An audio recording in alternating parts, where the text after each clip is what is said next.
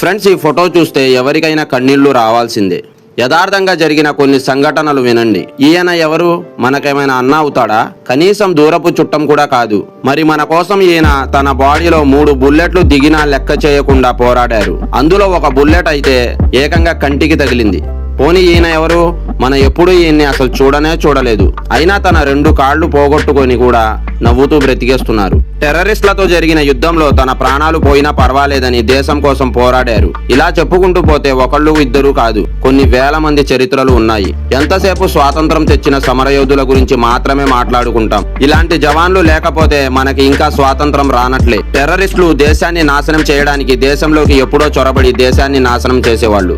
మనలాగే వీళ్ళకి తల్లిదండ్రులు ఉంటారు, భార్యా పిల్లలు ఉంటారు. అయినా వాళ్ళు వాళ్ళ కోసం కాకుండా దేశం కోసం జీవిస్తారు. అందులో వాళ్ళ ప్రాణాలు పోయినా పర్వాలేదు అని ముందుకు అడుగు వేస్తారు. మనం మాత్రం పాలవాడితో, పేపర్ వాడితో, పక్కింటోళ్లతో చిన్న గొడవలు పడుతూ జీవితాన్ని గడిపేస్తాం. గ్రేట్ జవాన్ అని అనడం తప్పితే వీళ్ళ కోసం మనం ఏం చేయలేము.